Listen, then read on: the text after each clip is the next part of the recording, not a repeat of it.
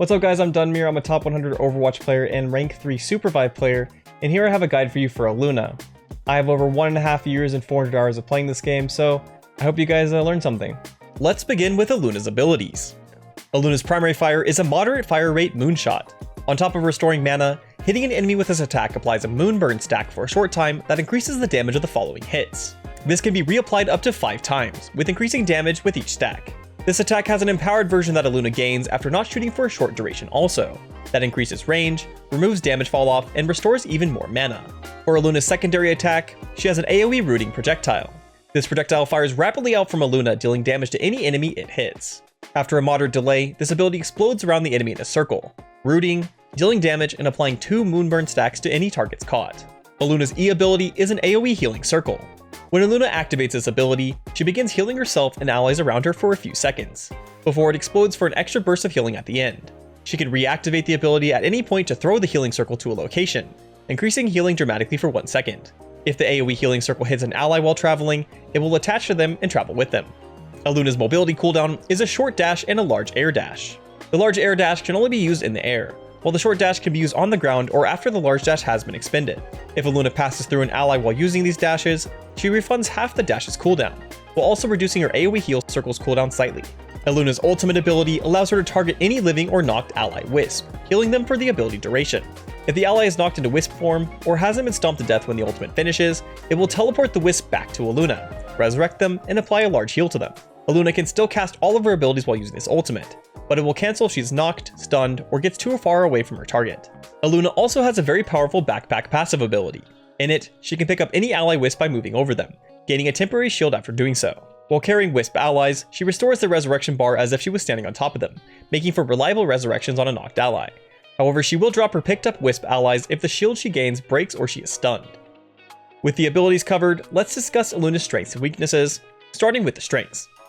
Elluna's first core strength is her amazing sustain capability. Everything about her sustain is simply amazing. In terms of healing, her AoE healing circle is incredibly powerful. Not only is it capable of healing her whole team and herself at the same time, but it can be casted away to a distant ally too, and the numbers on it are more than sufficient. Similarly, her ultimate is also excellent. Not only does it offer the fundamentally insane capability of team reviving, but the healing it offers is incredibly impactful also. Her backpack passive just adds to how amazing her sustain really is, by offering a nearly risk-free method to revive downed allies, while also being able to reposition those allies in a location they'll be safe after getting rezzed. For reference, compare this to a team without Elluna, that would likely not even be able to get a third as many rezzes off mid-fight, and definitely wouldn't be able to reposition them in a safe location after. The best part for Elluna is that she can do all of this without having to trade anything for it. Her damage output stays the same throughout, and she doesn't even have to limit her healing to secure a res. She simply gets to do all at once. This compounds for even more value with her second core strength, her top tier mobility. Unlike many other members of the roster, Elluna has 2 dashes. This alone would be quite powerful, but these dashes are near the top of Supervive characters' mobility for how far she can travel with them, while still being on moderate base cooldown timers. In addition, she also has the ability to have her dash cooldowns by dashing through teammates. This may seem a bit situational, but it works even with ally Wisps, so she can jump through an ally, get half CD, and pick them up to escape with her other dash, and have her first dash back within a few seconds to yeet herself wherever she needs to go after. So not only does this give her amazing fight utility, but gives her a top tier ability to escape from a fight and pull her allies with her when chasing kills from a one fight. Usually, a supportive character with this much sustain would severely lack in combat power to compensate, but this isn't the case with Elluna, as her third core strength is actually her respectable kill potential. Though she doesn't have quite the raw kill potential as some other characters in the roster, her damage is still quite high. On top of this, she does have a root in her kit and a sufficient range on her attacks. Since she can use her damage and root all while taking advantage of both her mobility and sustain, Seraph still lands towards the top of the roster in terms of how often you can expect to secure kills with a character, much higher than you would expect. With the strengths covered, let's discuss Elluna's weaknesses. While she is a quite powerful and flexible character, she still does lack in some areas. Specifically, she lacks the ability to reliably hard stun an enemy. She can get a lot of value out of her root, but the root doesn't stop an enemy from using their abilities, and also takes some time to activate. So in the case that an enemy dives her, it isn't as good of a defensive option as it could be. Enemies can also play well around it by dashing right before the root goes off, which will often allow their momentum to continue and take them far enough from where Elluna and her team can reach them. In addition to this, Elluna's aggressive abilities are not the highest range out there. So while they are still useful in many situations, she will still sometimes struggle when caught out by a long-range character like Shrike. So with the strengths and weaknesses covered, let's talk about how to actually play Elluna. As a supportive character, Elluna gets the most value through sustaining her team. She'll thrive when playing in safer locations and focusing on healing her allies up because of this, while then swooping in for resurrections when an ally does get knocked. Though she does have strong offensive capabilities, she doesn't really want to get stuck in fights against enemies. She can supportively assist with root attempts from max range, but she'll risk throwing away a bunch of her value if an enemy can get on top of her or force her into a 1v1. She can't hard sustain her whole team through many situations though, so if she just stays alive, her team are unlikely to lose. So with that as an overview of strategy, let's get into specifics on her abilities. Elluna has two versions of her primary fire. She can either poke slowly at enemies at range and exclusively using the empowered version of her attack, or she can use the highest damage output version by max firing it. You generally want to default to range poking and only use the full spam when you're forced into close range or really trying to frag a specific target though. You get much more value from doing other things usually, so trying to force into closer range to spam damage is often just a waste of time and can even get you killed. Your priority when poking with the empowered attack though really is to get mana rather than to deal damage, so it's okay to just shoot the easiest target to hit. As for Elluna's root, there are also two styles in which it can be used, one for offense and one for defense. She can use it offensively to fish for max range roots in a neutral fight. Landing one can create an opening for a pick or team engage, so this can be quite powerful. She can also save it for a defensive use when dove onto. Regardless, it's important to think of her root CC as being inconsistent though, as it isn't a hard CC. So if you hit one, it's usually best to not hard commit onto it unless it's going to hit multiple enemies. Otherwise, likely just use a defensive ability or be protected by their allies. So while it can result in a kill opportunity, you shouldn't hard commit unless you're confident you can get a kill while also staying safe. Now to Elluna's AoE heal circle. This ability is a powerful one with many ways it can be used. The most obvious of which is to just heal a large group of allies, but it can also be tossed onto a solo individual you need to keep up, or used to sustain yourself in a 1v1, or even save to a full sustain an ally after they get knocked. This ability is quite versatile though, as it doesn't have to use for just one purpose since it can be thrown. So depending on the situation, you can partially use it for one of these purposes and then throw it out for another. As for Elluna's dashes, they're obviously very useful just for repositioning, and even more so to swoop in and resurrect an ally. Yet they also offer a cooldown reduction on dash when dashing through an ally, and a cooldown reduction to Elluna's heal circle as well. This gives it an extra use case of being used to farm up extra heal circle uses. So if you aren't too threatened, you can pop a short dash through an ally or two to cut seconds off the heal. The dash's cooldown will be cut in half when you do this, so you won't be vulnerable for very long if you do it right. Regardless, because of the dash cooldown reduction, you should always be looking to dash through allies if possible when you do need to use a dash for another reason. As for Elluna's ultimate, it can be precast on an ally before they engage. It won't get full teleport and resurrect value though unless that ally is knocked before the ult goes off. So it's best to use it on an ally that is already knocked, or it can be used well on an ally that is about to be knocked. Either it sustains them enough for them to live, or they get knocked and resurrected for full value.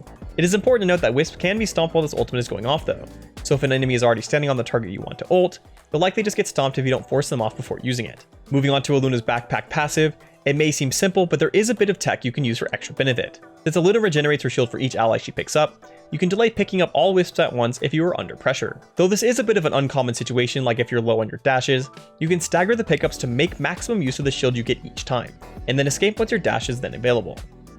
With the specifics covered, let's now talk about how to apply this into a full playstyle for Elluna. Though as I've mentioned, Elluna does have powerful damage dealing and CC capabilities, you should default to playing from the backline when playing her.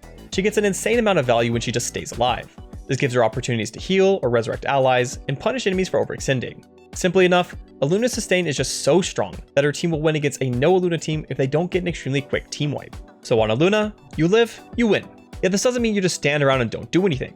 Instead, you need to watch for 3 different things that will require action from you. They aren't likely to always follow this exact order, but just make sure you haven't been wasting your dashes so you can actually follow up on whatever ends up popping up. The first action requiring condition is when an enemy strays too close to you or an enemy starts to play too aggressively on a side angle. This is the trigger to hunt for a root. Using it before one of these situations isn't likely to amount to much, as the delayed nature of the root means they need to be closer when it lands for you to get much value anyway.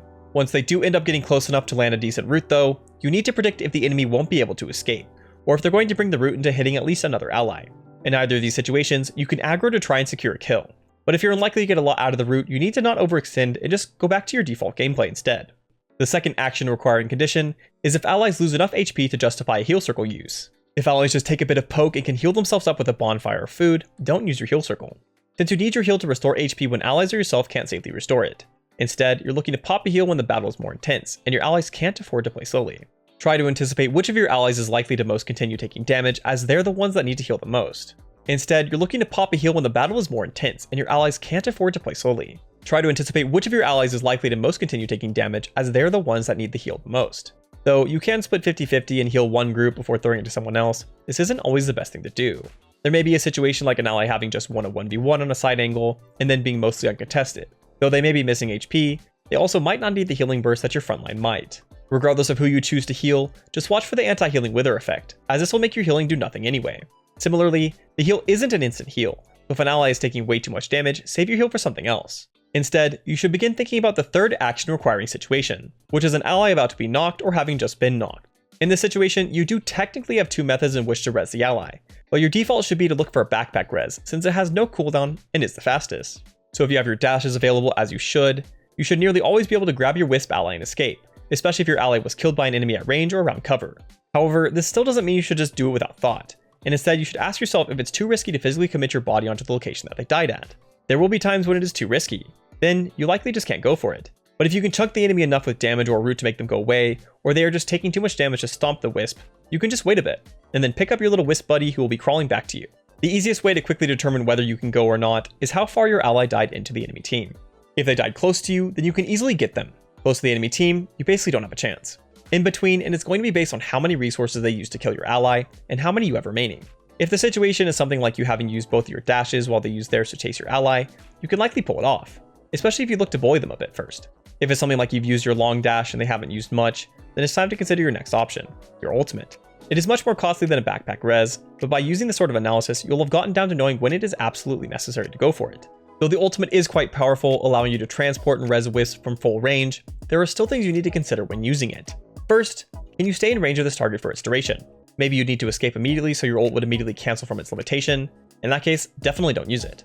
Second, are you likely to get stunned? In this situation, it's often best just to cut your losses, but it is still possible if you are confident you can dodge their stuns or if you have enough dashes. Alternatively, you can go for it if you bait them into using their stuns, making it look like you're going for a backpack res, and then save your full ultimate for right after. Again, this is risky, but it's still good learning to limit test sometimes. Third, is an enemy actively stomping the wisp? If so, you'd need to try and force them off. If you can't or would take too much damage to do so, then you just need to disengage. Remember, your number one priority as Elluna is staying alive. So even if you desperately want to get your lost member up, you'll often have a better chance to sustain a 3v4 into a victory. So while playing Elluna, keep your distance from enemies until they're incredibly vulnerable. Keep watching out for these 3 opportunities and just stay alive as long as possible. The key to much of Elluna is just understanding that you'll win over time as enemies run low on resources. So forcing something early on is likely to be tossing yourself at a brick wall. But wait the enemies out and they'll start to crack. Then you can throw your bunny self at them and destroy them.